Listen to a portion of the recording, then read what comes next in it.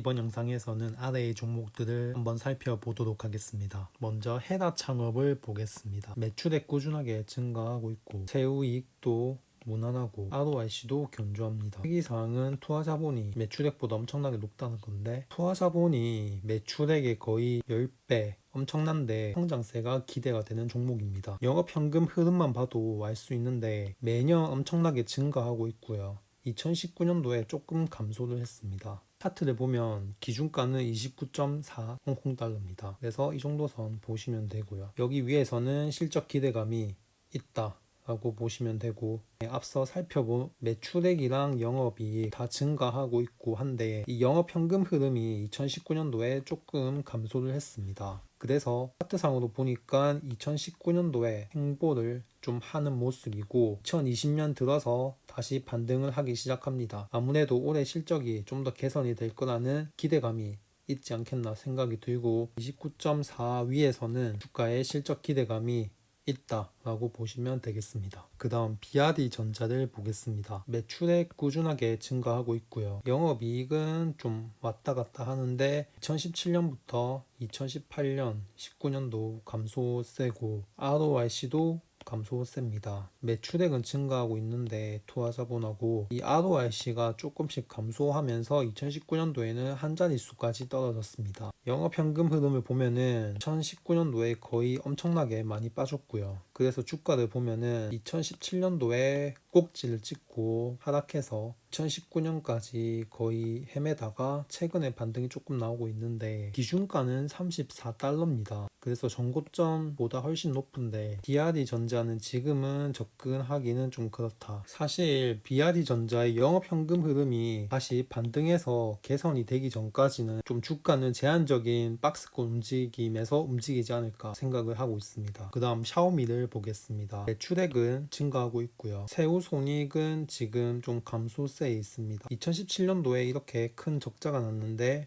영업이익은 플러스였고 기타에서 엄청나게 손실로 잡혀 다행히 2018년에 다시 회복을 했고, ROIC는 여전히 두 자릿수를 견조하게 유지를 하고 있다. 하지만 감소세인 건 좀 감안을 해야 되고, 투하자본 자체는 매출액보다는 좀 적은 편입니다. 하지만 매출액 성장률은 높은 편이고 투하자본 증가율도 높은 편이라서 아무래도 매출액보다 거의 투하자본 증가율이 2배 정도 되기 때문에 언젠가는 매출액을 따라잡지 않을까 그렇게 생각을 합니다. 영업현금 흐름을 보니까 마이너스 기록하다가 2019년도에 엄청나게 개선이 됐습니다. 그래서 현금 흐름이 이렇게 개선이 되면은 반등을 할 수 있는, 주가가 반등을 할 수 있는 발판을 마련할 수가 있습니다. 그래서 기준가는 10.7달러고요. 거의 이 정도 선 보시면 되고, 거의 지금 바닥권 기준선 근처에서 주가가 움직이고 있다 라고 보시면 되고, 근데 2019년도에 실적이 좀 개선이 되면서 2020년 들어서는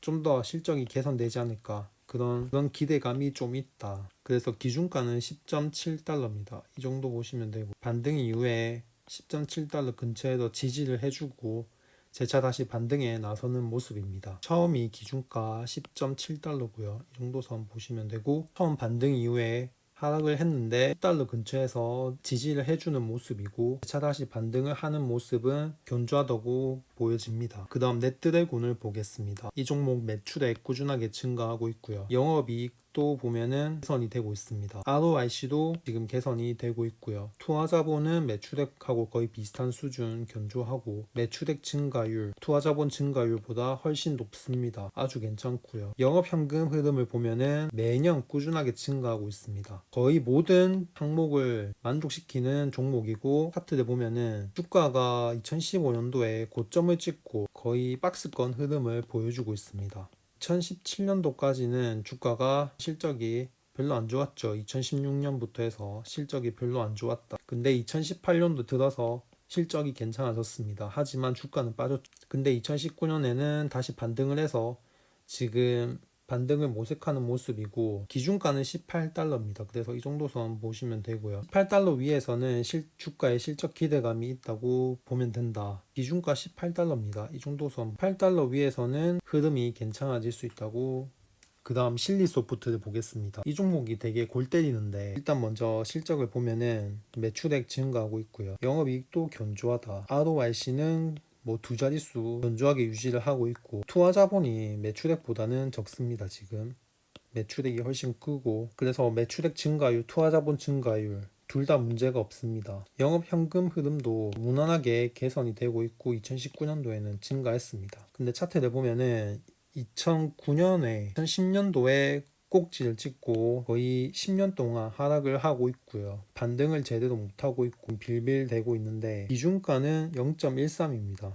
그래서 거의 이 정도 선 보시면 되는데, 사실 월봉상에서 봤을 때 이렇게 중장기로 쭉 하락한 종목은 되게 사기가 좀 그렇습니다. 원래 정석대로라면 ROIC가 높으면은 주가가 이렇게 좀 중장기적으로 좀 지지를 해주고 상승을 해줘야 되는데, 이 종목은 지금 쭉 하락을 하고 있습니다. 그래서 굳이 이 종목의 문제점을 집어내면은 이 매출액 자체가 너무 낮습니다. 이런 매출액이나 영업이익이 이렇게 적은 종목은 이런 ROIC가 높은 게 소용이 없다라는 걸 이 주가에서 보여주고 있습니다. 그러니까 이렇게 규모가 적을 때는 성장성 자체, 외형 성장이 또 좀 더 중요하다. 만약에 이 종목이 성장할 수 있는 최대치가 이 정도밖에 안 된다면 당연히 기대감은 생길 수가 없습니다. 그래서 이 투자자본이 뭐 투자자본 대비 수익을 잘 내서 ROIC가 이렇게 높게 유지가 되는 것보다 일단 어떻게 해서든 은행 대출을 받든 투자자들한테 투자를 받든 간 해서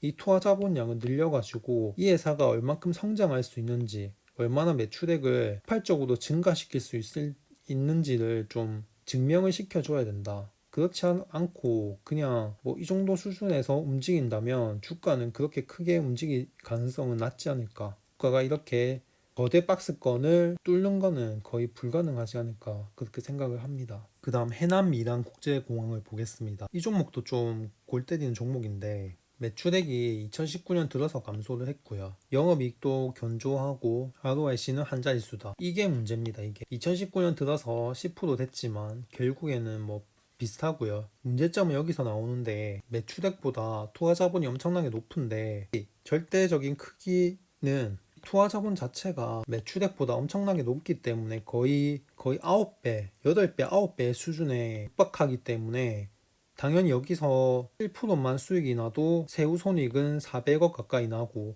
매출액에 비교하면은 거의 50%가 넘습니다. 매출액 대비.